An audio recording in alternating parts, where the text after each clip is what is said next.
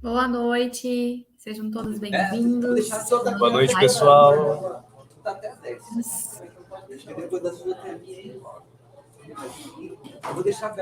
Pessoal, vamos falando de onde vocês estão assistindo a gente aí, a cidade.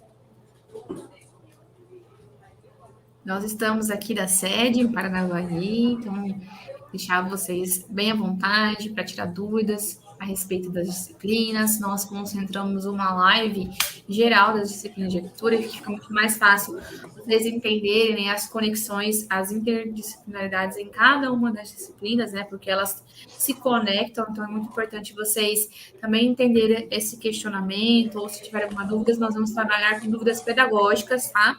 No sentido das disciplinas mesmo, não dúvidas sobre estágio, sobre algum outro questionamento, vocês vão entrar em contato com o tutor, tá bom?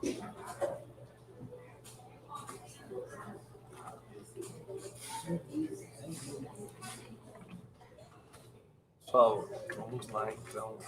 Ó, a gente vai deixar aberto aqui para vocês, tá? A gente trouxe também alguns compilados aqui, algumas dúvidas que foram aparecendo bastante também ao longo aí desse módulo, tá?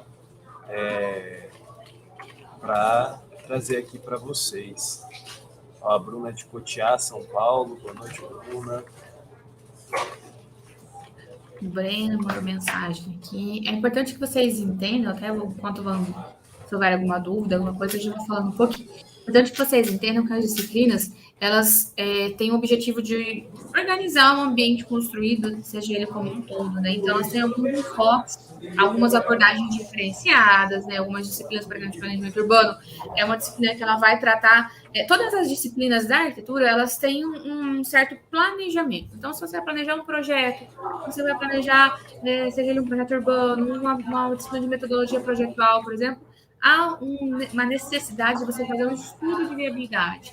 Então, quando eu vou tratar de uma organização ou desenvolver a cidade, como no caso a disciplina de planejamento urbano, ela vai trazer questões mais amplas, mais abrangentes, o efeito do projeto em relação ao usuário, muito importante. Então, são disciplinas que vão estar ao longo do curso, trabalhar com infraestrutura, com mobilidade urbana, com preservação, com sustentabilidade, com inclusão social, tá?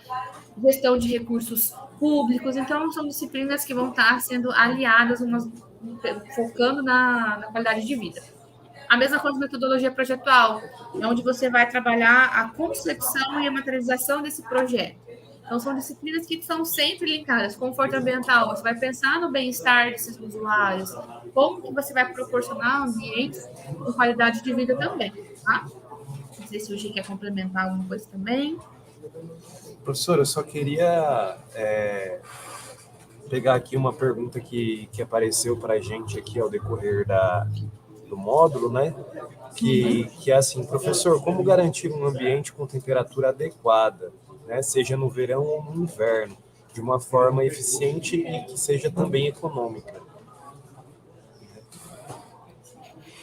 É importante você fazer um planejamento e um estudo desse espaço. Por exemplo, se você quer garantir uma sala, né, de TV, por exemplo, você tem que localizar esse ambiente, seja qual ele for, conforme a orientação da carta solar. Então, se meu ambiente é mais norte, mais sul, então se eu posicionar esse ambiente de forma mais adequada, conforme a orientação solar, eu vou conseguir que entre a ventilação cruzada, por exemplo, então a ventilação ela vai entrar, vai passar por todo o ambiente, né, vai circular e vai sair. Então, o ar quente vai passar, ele vai embora. Né? Então é importante vocês pensarem em aberturas posicionadas de forma correta, uma ventilação natural, que é sempre importante, trabalhar o isolamento, às vezes você vai insolação, você vai trabalhar barreiras, né? Se você tem uma fachada que é predominantemente solar, muito quente, né?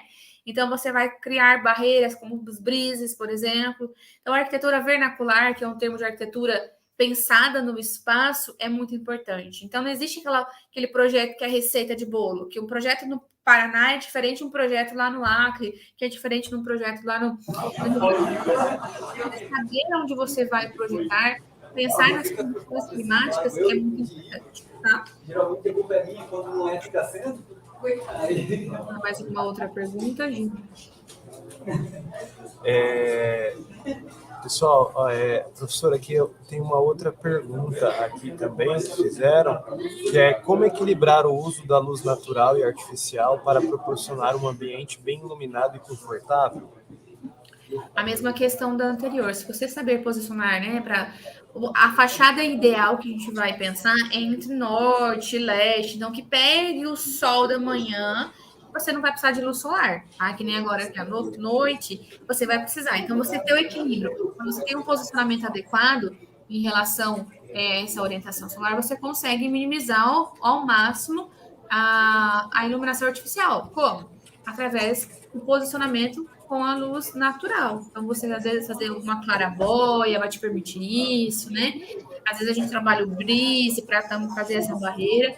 Então, se você faz um bom planejamento dentro do conforto, a gente por isso tem o uso da disciplina de conforto térmico, para você conseguir mensurar, fazer simulações. O SketchUp é um software que a gente usa, ele tem a versão gratuita online, e você consegue colocar as orientações solares e você simular essa iluminação natural, que é bem legal. Se quiser complementar, fica à vontade, tá? Prof, então, só para complementar, né? Se a gente tiver um posicionamento das janelas, das aberturas ali de uma forma estratégica, né, para cada projeto, né, vai permitir assim a entrada de uma luz natural ali nos ambientes e, consequentemente, a economia de energia também, né? Perfeito. Uma coisa também que é interessante fazer para economizar, né, digamos assim, que à noite a gente acaba usando a iluminação artificial, né? Então, para a gente optar por lâmpadas de LED, né, que são lâmpadas mais econômicas aí do que as lâmpadas fluorescentes e as outras, né? Isso. E além delas serem mais econômicas, elas são mais eficientes também, né? Tem uma iluminação melhor distribuída, né, do que as outras. Caso você consiga, né, ter uma forma de energia renovável como as placas solares, placas fotovoltaicas, também já é uma forma de você minimizar os gastos. Lógico que a gente tem que pensar que é um investimento e a longo prazo você vai ter esse retorno. Mas se a gente for pensar na sustentabilidade do meio ambiente, é uma excelente alternativa a gente estar usando as placas solares para estar auxiliando no uso, no consumo de energia também, tá? Vamos lá para a próxima. A próxima é a questão da ventilação e circulação do ar, professor. Estou perguntando como promover uma boa ventilação nos ambientes, né, garantindo a renovação do ar e a sensação de frescor. Acho que seria parecida com aquela outra ali, né, do controle de temperatura, né? Isso. Entraria junto ali, né? E quando a gente consegue ter um controle de temperatura, como que a gente faz isso? Então, posicionar estrategicamente essas aberturas. Então, se eu consigo fazer essa ventilação cruzada, eu consigo ter essa troca de ar, né? O ar quente tende a descer, por isso que normalmente a gente posiciona o ar frio, tende a descer, então por isso que a gente posiciona o ar condicionado em cima, né, mais próximo acima da janela. Então, o ar frio ele tende a descer e o ar quente tende a subir. Então, quando você posiciona as aberturas de forma cruzada, o que é cruzado? Então, se eu tenho um espaço aqui, vamos pensar nesse espaço. Se eu tenho uma abertura aqui, uma abertura aqui, eu consigo fazer que essa troca de ar aconteça. É muito importante a gente pensar nesse sentido também. Outra forma de minimizar, professora, eu vou usar sempre o ar-condicionado. Então, a gente pensar nas alternativas, se for usar, vamos supor, a energia solar, a gente consegue ligar esse ar-condicionado quando houver necessidade. A temperatura ideal é entre 24 e 23 graus, já é o suficiente. Então, você tem essa renovação do ar, às vezes você usar dentro da arquitetura lã de vidro, né? Consegue ter essa possibilidade, você consegue permanecer, deixar o ar frio mais tempo no espaço, o ar quente não entrar dentro dessa edificação, tá? Pessoal, é bem interessante essa questão que a professora falou, né, principalmente dessa troca de ar, né, de você fazer ventilação cruzada, né, porque sempre está tendo essa renovação de ar, então está sempre ali mantendo ali uma temperatura mais adequada ali para o ambiente, né. Agora, se às vezes for algum lugar que não tem jeito de você trabalhar abertura, alguma coisa, né, é interessante procurar por algum exaustor, né, alguma coisa que vai fazer essa troca de ar, né, mesmo que seja ali mecânica, né, para que não fique sem ventilação o ambiente. Uma coisa que é legal, quando você não tem a possibilidade de aumentar as aberturas, não tem a possibilidade de fazer uma troca de ar, você fazer a gente fala assim, um pano verde, criar um jardim vertical natural, que com isso faz com que permaneça mais úmido o ambiente. Então, tende a trazer a baixar a temperatura. Então, se você faz um jardim vertical, lógico, trabalhando com a impermeabilização, gotejamento artificial, então você planejar todo o espaço, tende a diminuir estudos, né? A literatura diz que em média de 3 a 5 graus. Então, já é uma boa ajuda, dependendo do espaço ou da região que você está. Lembrando que a gente tem que também trabalhar a questão da umidade, porque senão acaba proliferando, né? Fungo, e acaba atrapalhando também tanta edificação. Então, é importante sempre haver um planejamento, tá? Alguém tem alguma dúvida específica? Aí no Professora, chat. eu tô só para avisar eles aqui, pessoal, estou passando a lista de presenças aqui no chat, tá? Não esqueçam de preencher ela para mostrar que vocês estão aqui na nossa live, assistindo a nossa live, ok? E agora eu acredito que a gente pode abrir, né, professora? A gente tem aí mais uns 2 minutos ainda de live, a gente pode abrir para mais perguntas, se alguém tiver mais alguma dúvida, né? A Ivone deu boa noite. Pessoal, conforme vocês tiverem alguma dúvida, podem ir mandando para a gente, tá? Hoje a live é especificamente para dúvidas. Deixa eu ver, eu tinha separado mais uma aqui. Ah, prof, aqui ó, tem uma sobre isolamento acústico que mandaram também, ó. Como minimizar ruídos externos e internos para proporcionar um ambiente mais silencioso e tranquilo. Sofro com meu vizinho.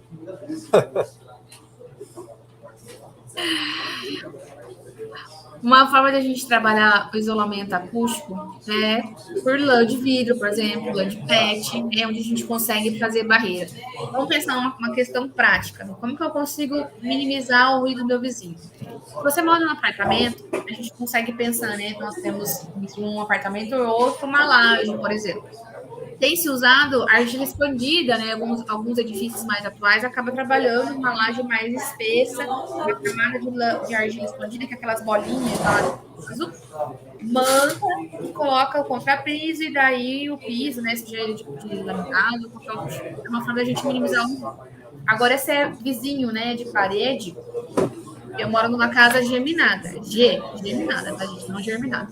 Uma casinha geminada, então tende a ser parede com parede. Uma forma da gente minimizar é trabalhar com revestimentos que vão fazer a barreira acústica. Como eu falei, lã de vidro, caixa de ovo, igual o estúdio que faz antigamente, tem essa questão do som bater e ser absorvido. Quanto mais elementos, é uma coisa, professora, eu não posso investir, eu não tenho condição financeira de colocar uma barreira acústica como parede de drywall e lã de vidro ou lã de PET. O que eu faço? O máximo de tecidos ou o máximo de móveis. Imagina que você está mudando uma casa. Está num ambiente vazio, a tendência do som ter eco ou reverberar é muito grande. Então, faz um exercício para vocês na casa de vocês, se tiverem oportunidade. Vão num ambiente que não tem nada de móveis. O som vai ficar aquele som estranho. Agora, quanto mais elementos você colocar, o som vai ser absorvido por esses elementos. Então, colocar tapete, cortina, tecidos, almofada, faz com que o som ele se propague e ele tenha essas barreiras, assim, igual teatro. Não sei se tem alguém que teve a oportunidade de ir num teatro. No cinema, tem tecidos, né? Elementos que vão fazer com que o som seja absorvido. Então, isso ajuda bastante. Mas uma forma prática que a gente fala entre pisos, né? A lã ou a própria argila, ou entre paredes, a gente coloca alguns elementos de acústica, que são as lãs, que vão fazer essa absorção. Não tenho condição de fazer com edificação, né? Ou criar algo novo, tecido já é uma boa auxílio nesse sentido. Professor, acho que é isso então, né? Pessoal, alguma pergunta a mais vocês têm? Gente, deixa eu só, enquanto não vão tendo pergunta, a disciplina de conforto é uma das grandes diferenças que a gente tem da arquitetura para a engenharia, tá?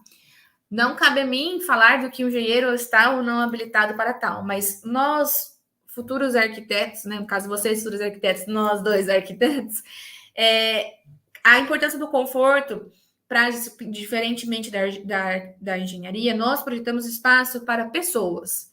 Então, a disciplina de conforto é uma disciplina, às vezes, ela é meio maçante, meio chatinha, tem algum cálculo, tem cálculo de luz, tem cálculo de conforto térmico, mas é uma disciplina que ela vai ser a essência da arquitetura. Então, ela de ergonomia, né? Eu pensar no usuário, nesse bem-estar, nesse conforto, né? De pensar como que ele vai querer, que eu quero que ele fique nesses ambientes. Então, propor alternativas, soluções, buscar informações para minimizar ruído, minimizar a questão do conforto visual, né? Trazer aquele ofuscamento é muito importante. Então, a disciplina de conforto, ela é uma disciplina que, por mim, ela estaria muito mais conteúdo. Ficou bem pesada no sentido porque ela tem muita informação. Não que as outras não tenham, mas tem muito material, muita informação para vocês buscarem além dela. Então, se vocês precisarem de alguma outra dúvida, o Giovanni passou uma live que eu fiz a respeito do exercício da APA. Então, procurem mais informações, busquem mais informações, que é muito importante, uma disciplina bem essencial para a arquitetura, tá? Acho que não tem dúvida mais não, Gi. Se deixar, eu fico falando. Pessoal, todo mundo tranquilo com questão às APAs, alguma coisa? Em metodologia projetual? Prof, acho que é isso mesmo, então. Pessoal, ninguém está com dúvida. Tá? Pessoal, se posteriormente vocês terem... A Ivone tem, como trabalhar em um local que não tem ventilação. Ivone, se não tem ventilação natural, né, é importante a gente pensar trocas de ar. Né? O Giovanni até comentou de uma das perguntas ali. Vai ter que ser feito de troca de ar artificial. Então, uma forma da gente tirar esse ar e renovar ele. Não só o ar-condicionado, porque o ar-condicionado ele não faz tanto essa troca de ar. Se você for usar, não tem opção, usar ar-condicionado, você precisa estar sempre limpando esse filtro, sempre ter uma manutenção. Outra alternativa é de deixar o ar mais puro, né? Para você ter não só o conforto psicológico, como físico, o conforto geral, né? O térmico. Você colocar, como eu falei, uma parede verde que faz com que algumas plantas, como a jiboia, o clorofito, são plantas que elas ajudam nessa troca de ar. Então, você ter uma vegetação que te facilita isso, né? Já que você não tem a troca contínua através de aberturas, acontecerá a troca artificial e você consegue fazer através do uso das plantas, que é uma forma muito mais natural, né?